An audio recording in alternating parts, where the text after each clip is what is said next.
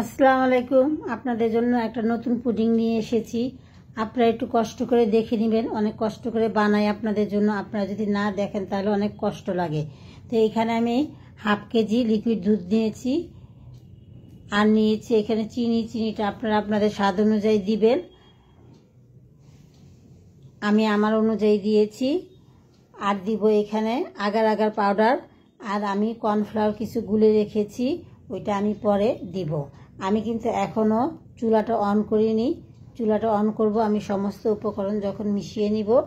আমি সমস্ত উপকরণ সুন্দরভাবে মিশাবো যাতে একটুও কোনো দানা বা লাম্পস না থাকে। তো সমস্ত উপকরণ মিশানোর পরে আমি এখানে কিছু কালার ইউজ করব। আমি এখানে কিন্তু রেড ফুড কালার ইউজ করেছি। তো আপনারা যে যেমন পুডিং বানাতে চান সেই কালারটাই ইউজ করবেন। আমি যেহেতু গোলাপের পুডিংটা বানাবো, রোজ পুডিং, সেই জন্য আমি এখানে রেড ফুড কালারটা ইউজ করেছি, তাও সামান্য একটু। এরপর আমি ভালোভাবে মিশিয়ে নিব। এরপর দিব আমি চুলাটা অন করে, আর আমি বারবার নাড়তে থাকবো যাতে নিচে লেগে না যেতে পারে। নিচে লেগে গেলে আর খেতে ভালো লাগবে না। এরপর আমি এখানে দিব কর্নফ্লাওয়ার। আমি যে কর্নফ্লাওয়ারটা গুলে রেখেছিলাম, বলেছিলাম না যে কিছু কর্নফ্লাওয়ার আমি গুলে রেখেছিলাম সামান্য একটু মিল্ক বিটার দুধ দিয়ে। আপনি যে কোনো দুধ দিয়ে বানাইতে পারেন। তো যখন ফুটে উঠবে তার কিছুক্ষণ পরে আমি নামিয়ে নিব। নামিয়ে আমি একটি মোল্ডে ঢেলে দিব।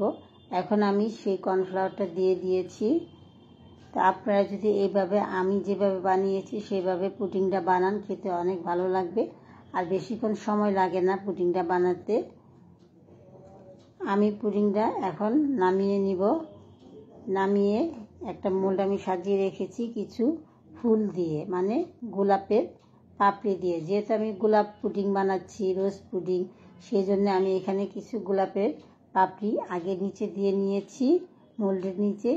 এরপর আমি পুডিং হাফ দিব, আবার কিছু পুডিংয়ের উপরে আবার দিব গোলাপের পাপড়ি, তারপরে বাকি হাফ পুডিং দিয়ে আমি নামিয়ে নিব।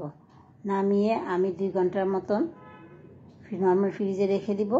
এরপর নামিয়ে আপনাদের পরিবেশন করে দেখাচ্ছি আমার এই পুডিংটা কেমন হলো। আপনারা সবাই একটু কমেন্ট করে জানাবেন।